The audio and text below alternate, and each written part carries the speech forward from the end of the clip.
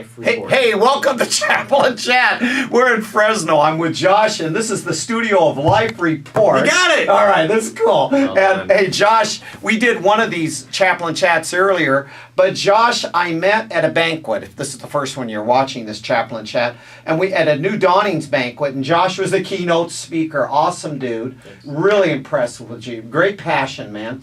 And Josh, by the way, you have your own YouTube viewing place. How if people want to check you out? If you want to check me out, the two websites to go to would be prolifepodcast.net. That's where you can see the show that we produce in the studio, and you can also follow my blog at joshbrahm.com. Okay, and you're going to give me some information. I'll type that in, so we'll have that. Hey, Josh, at our first one, we were talking about how do we talk with someone who's pro-choice, pro-life, and we differ on some things, and how do we? I think the key word was how to have a relationship with them. So we're dialoguing. And you said, here was the teaser on the first one. You said, and you had a story that could help illustrate that point. Is that right? Yeah. What's the story? In fact, I told this a little bit at the Dawnings Pregnancy Care Center. Oh, you banquet. did. You did. This is good. This is good. One of my best friends is named Deanna. This is good. Listen to this. This is good. Yeah, I like this one. She's a pro-choice atheist lesbian in Canada.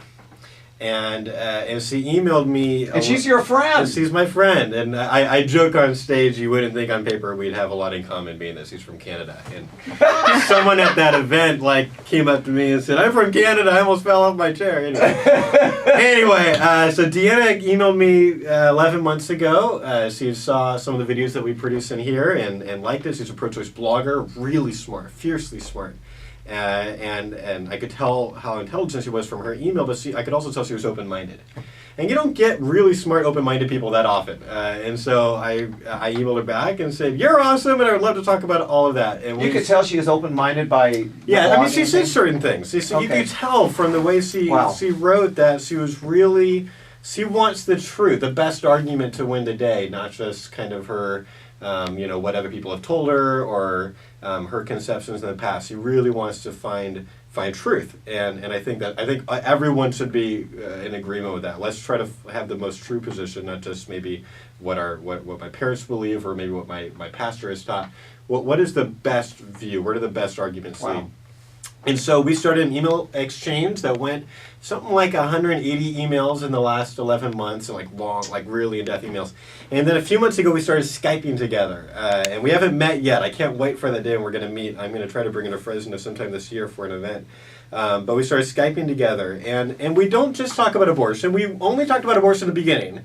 And then slowly, we started building rapport with each other. I don't want to just say I built rapport with her. I really, really like her. But I think there's a powerful chord that happens when you can show that you're both intelligent and virtuous. She knows that I'm not just a rational person who reasons honestly, but she knows that I don't hate women, Because you're married. I'm married. Okay.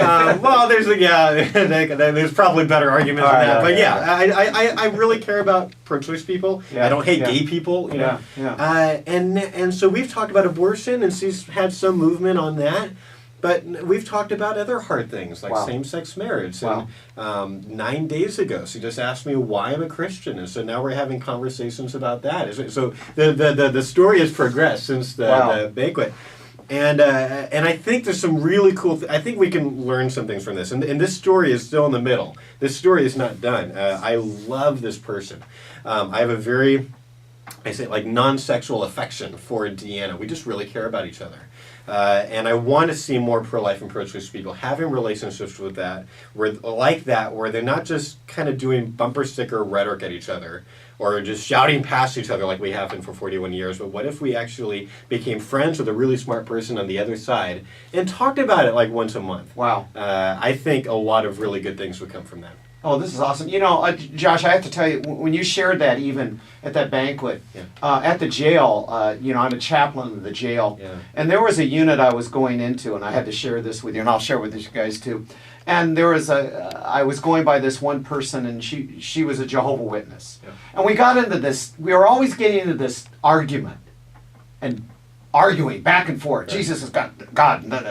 And I was really having a hard time. A former inmate that used to be in that unit is out now. Wow. And someday I'll have you meet the change team. These are men and women that were in jail that aren't anymore, living changed lives in Jesus.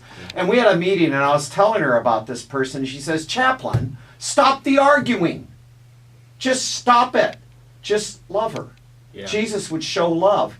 And all of a sudden I'm back in the unit and I'm realizing I don't have to argue her. Yeah. And so it was interesting. So it comes down to, so here's what it comes down to, because I think I totally agree with what you're saying, but I think a clarification can help. A lot of people say things like, you'll never win people to the cross with an argument or something like that. And I think what they mean by argument is something different than what I mean by argument. I actually think arguments are very helpful. It's how do we use those arguments. Greg Koukl at Stand to Reason says diplomacy instead of D-Day.